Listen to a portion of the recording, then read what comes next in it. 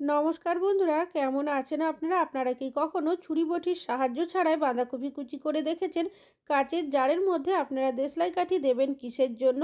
তাছাড়াও আপনাদের কাছে শেয়ার করব কিভাবে আপনারা ছোট্ট সাইজের সূচের মধ্যে সুতো পরাবেন, ক্লিপের মধ্যে গার্ডার বাঁধবেন কিসের জন্য। চলুন দেখে নেওয়া যাক আজকের প্রথম টিপস। নিয়েছি বেশ কিছুটা মাছ আমাদের প্রত্যেকেরই বাড়িতে কম বেশি নিয়ে আসা হয়ে থাকে। তবে মাছটা রান্না করার আগে প্রত্যেকেই কিন্তু আমরা ভালো করে ধুয়ে পরিষ্কার করে নিই।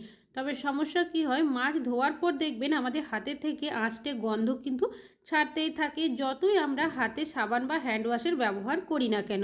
তো সেক্ষেত্রে আপনারা একটা টিপস ফলো করতে পারেন। আপনাদের সাবান হ্যান্ড ওয়াশ কোনো কিছুরই প্রয়োজন হবে না। হাতটাকে ভালো করে জল দিয়ে ধুয়ে নেওয়ার পর সামান্য সর্ষের তেল হাতের মধ্যে খুব ভালোভাবে লাগিয়ে নেবেন। তারপর আরও একবার পরিষ্কার জল দিয়ে ধুয়ে দেবেন। দেখবেন হাতের যে আঁচটে গন্ধ থাকে সেটা সহজেই চলে যাবে। আশা করছি টিপসটা কাজে আসবে। ভালো লাগলে লাইক করবেন। এখন চলে যাচ্ছি পরবর্তী আমি টিপসে। এখানে নিয়েছি টমেটো। আমরা এমন বেশ কিছু রান্নাবান্না করে থাকি যেগুলোতে দেখবেন টমেটো পিউরির ব্যবহার করি। তবে টমেটো পিউরি যখন আমরা করি, টমেটোর খোসাটা কিন্তু সহজে আলাদা করতে পারি না। তাছাড়া অল্প পরিমাণে টমেটো পিউরির প্রয়োজন হলে সেক্ষেত্রে আমরা মিক্সার বা শিলনোড়ার ব্যবহার কেউই করি না। তো একটা গ্রেটার নিয়ে নেবেন, গ্রেটারের মধ্যে টমেটোটা দিয়ে আপনারা আলতো হাতে এইভাবে ঘষে নেবেন। দেখবেন সহজেই কিন্তু টমেটো পিউরিও হয়ে যাবে, আর খোসাটাও কিন্তু আপনারা আলাদা করে নিতে পারবেন। আশা করছি টিপসটা কাজে আসবে। ভালো লাগলে লাইক করবেন। এখন চলে যাচ্ছি পরবর্তী টিপসে। আমরা যখন প্রেসার কুকারে কোনো কিছু রান্নাবান্না করি, অনেক সময় দেখা যায় প্রেসার কুকারের সিটিটা কিন্তু পড়তেই চায় না। এতে করে কি হয়, রান্নাটাও ঠিকভাবে হয় না, গ্যাসের খরচও অনেকটাই হয়। তো আপনারা যখনই দেখবেন এই ধরনের সমস্যা হচ্ছে, সেক্ষেত্রে একটা টিপস আপনারা ফলো করতে পারেন। তো প্রেসার কুকারের ঢাকনাটাকে আমি প্রথমে খুলে নিয়েছি। এবার কি করবেন, যে সিটির জায়গাটা রয়েছে সেটাকেও খুলে নিতে হবে। নিয়ে নিচ্ছি এখানে আমি সর্ষের তেল। আপনারা চাইলে সাদা তেলেরও ব্যবহার করতে পারেন। সামান্য পরিমাণের যে সিটি লাগানো থাকে তার মধ্যে কিছুটা দিয়েছি, আর কিছুটা তেল আমি এইভাবে করে যে রাবারটা রয়েছে সেটাকে তুলে এভাবে ভালো করে একটু লাগিয়ে নেব। এবার প্রেসার কুকারের ঢাকনাটাকে আমি লাগিয়ে দিচ্ছি প্রেসার কুকারের মধ্যে। আর এখন দেখতেই পাচ্ছেন, আগে কিন্তু সিটিটা কোনোভাবেই পড়ছিল না, এখন কিন্তু সুন্দরভাবে সিটিটা পড়তে শুরু করেছে। আশা করছি টিপসটা কাজে আসবে। ভালো লাগলে লাইক করবেন। এখন চলে যাচ্ছি পরবর্তী টিপসে। প্রত্যেকেরই বাড়িতে কিন্তু এই ধরনের ছোটোখাটো বিভিন্ন জিনিসপত্র রয়েছে, আর এই জিনিসগুলো যদি ঠিকভাবে গুছিয়ে রাখা না হয়, দেখবেন এদিক ওদিক থাকে, যখন প্রয়োজন হয় আমরা কিন্তু খুঁজে পাই না।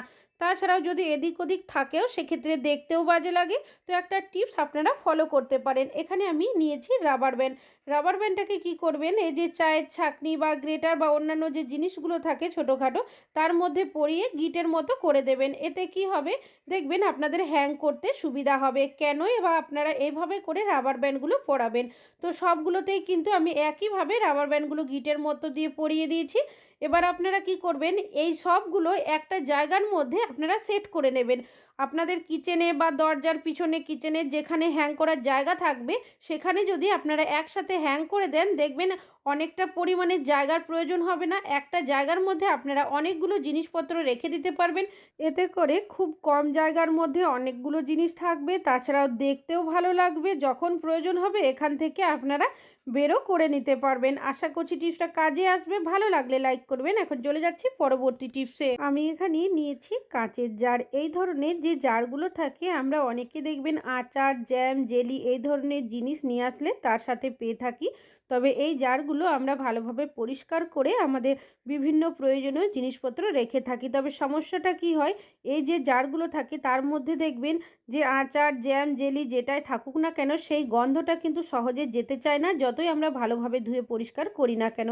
তো সেক্ষেত্রে আপনারা দেশলাই কাঠি 1 থেকে 2টো জ্বালিয়ে এইভাবে করে ঢাকনাটাকে লাগিয়ে রেখে দেবেন 2 থেকে 3 মিনিটের জন্য। এতে করে কি হবে, যে একটা আচার, জ্যাম, জেলির যে খাবারের গন্ধটা থাকে সেটা কিন্তু সহজেই চলে যাবে। তারপর আপনারা পরিষ্কার জল দিয়ে ধুয়ে ভালোভাবে কিন্তু ব্যবহার করতে পারবেন। আর কিন্তু আচার, জ্যাম, জেলির যে গন্ধই থাকুক না কেন, সেই গন্ধটা আর উঠবে না। আশা করছি টিপসটা কাজে আসবে। এখন চলে যাচ্ছি পরবর্তী টিপস। আমাদের অনেকেরই বাড়িতে ছোট বাচ্চারা রয়েছে। তারা দেখবেন আমাদের দেওয়ালের মধ্যে বা দরজার মধ্যে বিভিন্ন আঁকিবুকি এইভাবে করে আঁকতে থাকে। আর নেল পলিশ যদি কোনোভাবে ভালোভাবে শুকিয়ে যায় এই নেল পলিশের দাগ কিন্তু আমরা সহজে তুলতে পারি না। সেক্ষেত্রে আপনারা একটা টিপস ফলো করতে পারেন। আমাদের প্রত্যেকেরই বাড়িতে বডি স্প্রে বা সেন্ট রয়েছে, সামান্য পরিমাণে স্প্রে করে দেবেন। একটা সুতির কাপড়ের টুকরো বা তুলো নিয়ে নেবেন, সেটা দিয়ে আলতো হাতে ঘষে দিলেই দেখবেন আপনাদের শুকিয়ে যাওয়া নেল পলিশও কিন্তু সহজেই আপনারা তুলে নিতে পারবেন। আশা করছি টিপসটা কাজে আসবে।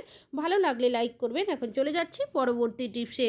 আমরা প্রত্যেকটা মহিলারাই কিন্তু শাড়ি কম বেশি পরে থাকি, তবে শাড়ি যখন পরি শাড়ির কুচিতে বা পিন আপে দেখবেন আমরা সেফটি পিনের ব্যবহার করি। তাছাড়াও যখন সালোয়ার কামিজ পরি সালোয়ার কামিজের সাথে ওড়না আটকানোর জন্য অনেকে সেফটি পিনের ব্যবহার করি। তবে সেফটি পিন যখন কোনো জামা কাপড়ের মধ্যে আটকে দিই, কোনোভাবে যদি একটু টানাটানি যায়, সেক্ষেত্রে সেফটি পিনটা এমনভাবে আটকে যায় সহজে খুলতে পারি না। জোর করে যদি খুলতে যায় সেক্ষেত্রে দেখা যায় সেই জামা কাপড় অনেক সময় ছিঁড়ে যায়। তো আপনারা কি করবেন, যখনই সেফটি পিনের কোনো জামা কাপড়ের মধ্যে ব্যবহার করবেন, ওষুধের যে খালি প্যাকেটের ফয়েল পেপারের মতো যে অংশটা থাকে সেটা সেফটি পিনের মধ্যে সবার প্রথম পরিয়ে দেবেন। তারপর আপনারা সেফটি পিনটা যদি কোনো জামা কাপড়ের মধ্যে এইভাবে আটকে দেন, দেখবেন যতই টানাটানি যাক না কেন সহজে কিন্তু সেফটি পিনটা সেই জামা কাপড়ের মধ্যে আটকে যাবে না। যেহেতু এখানে ওষুধের খালি প্যাকেটের অংশটা রয়েছে। আশা করছি টিপসটা কাজে আসবে। ভালো লাগলে লাইক করবেন। এখন চলে যাচ্ছি পরবর্তী টিপসে। আমি এখানে নিয়েছি চার্জারের তার। অনেক সময় চার্জারগুলো যদি খারাপ হয়ে যায়, বেকারি তো পড়ে থাকে, তো সেখান থেকে একটা তারের অংশ আমি কেটে নেব। এবার তারটাকে আমি এইভাবে মুড়িয়ে নিয়েছি, ঠিক ইউয়ের মতো করে এটাকে মুড়িয়ে নিতে হবে। আর নিয়েছি এখানে আমি সেফটি পিন। সেফটি পিনের যে মাথার অংশটা রয়েছে তার মধ্যে আমি তারটাকে এইভাবে চেপে ধরবো যাতে কোনোভাবে খুলে না যায়। আর নিয়েছি এখানে স্যালোটেপ। স্যালোটেপের সাহায্যে খুব ভালোভাবে তারের সাথে সেফটি পিনটাকে মুড়িয়ে দিতে হবে। তো এমনভাবে মোড়াবেন যাতে খুলে না আসে। এবার কি কাজে এটা ব্যবহার করবেন চলুন দেখে নেওয়া যাক। এখানে আমি নিয়েছি সুচ। আমরা যখন ছোট সাইজের সুচের মধ্যে সুতো পরাতে যাই সহজে পরাতে পারি না, বিশেষ করে বাড়িতে যদি বয়স্করা থাকে। সেক্ষেত্রে আপনারা এইভাবে একটা টুল বানিয়ে নেবেন। সবার প্রথম সুচটাকে তারের মধ্যে পরিয়ে দেবেন, তারপর তারের সুতোটাকে পরাবেন। তারপর সুচটাকে এইভাবে টেনে নিলেই দেখবেন ছোট্ট সাইজের সুচের মধ্যে খুব সহজে আপনারা সুতোটা পরিয়ে নিতে পারবেন।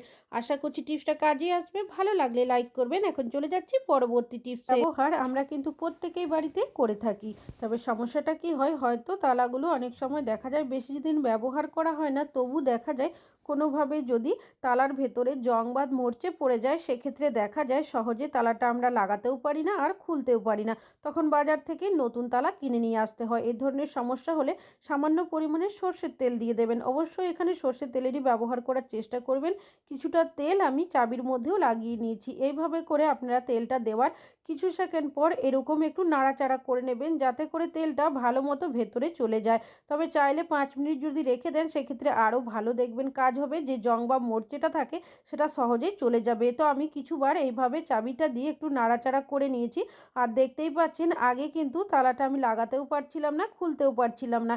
এখন কিন্তু জংটা অনেকটাই চলে গেছে। আশা করছি টিপসটা কাজে আসবে। ভালো লাগলে লাইক করবেন। এখন চলে যাচ্ছি পরবর্তী টিপস। আপনারা কি কখনো জামা কাপড় মেলার ক্লিপের মধ্যে রাবার লাগিয়ে দেখেছেন? কি হতে পারে? এই ধরনের ক্লিপ আমরা প্রত্যেকেই জামা কাপড় মেলার জন্য ব্যবহার করে থাকি, তবে আজ কিন্তু একটা অন্যভাবে ব্যবহার করে দেখাবো। এখানে আমি 4টে রাবার নিয়েছি। একটা সাইডে 2টো রাবার ব্যান্ড এভাবে করে ক্লিপের মধ্যে পেঁচিয়ে দেব। ঠিক একইভাবে উল্টো সাইডেও কিন্তু ক্লিপের মধ্যে রাবার ব্যান্ডটাকে পেঁচিয়ে দিতে হবে। কি কাজে এটা ব্যবহার করবেন চলুন দেখে নেওয়া যাক। এখানে নিয়েছি চামচ, দুটো একই মাপের চামচ নেওয়ার চেষ্টা করবেন। যেখানে রাবার ব্যান্ডটা আটকে দিয়েছি তার মধ্যে চামচটাকে এইভাবে করে ঢুকিয়ে সেট করে দিতে হবে।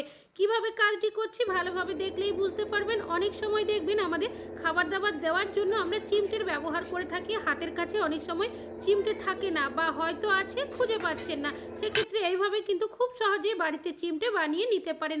আশা করছি আপনাদের টিপসটা কাজে আসবে। ভালো লাগলে অবশ্যই একটা লাইক করবেন। বাঁধাকপি এখন প্রত্যেকেরই বাড়িতে কিন্তু কম বেশি নিয়ে আসা হয়ে থাকে। তবে বাঁধাকপি যখন আমরা কুচি করতে যাই সেক্ষেত্রে অনেকে দেখবেন হাত কেটে ফেলে, বিশেষ করে নতুন রাঁধুনি হয়ে থাকলে।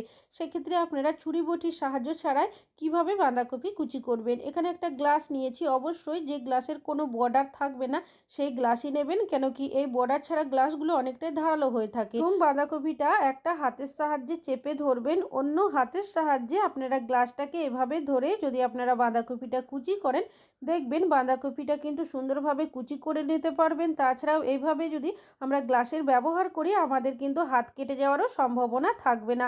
দেখতেই পাচ্ছেন কতটা সুন্দর বাঁধাকপিটা কুচি হয়েছে। তবে আমি এইভাবে বাঁধাকপি কুচি করছি বলেই যে আপনাদেরও কুচি করতে হবে তা কিন্তু নয়। যদি আপনাদের প্রয়োজন হয় সেক্ষেত্রে আপনারা এই টিপসটা ফলো করতে পারেন।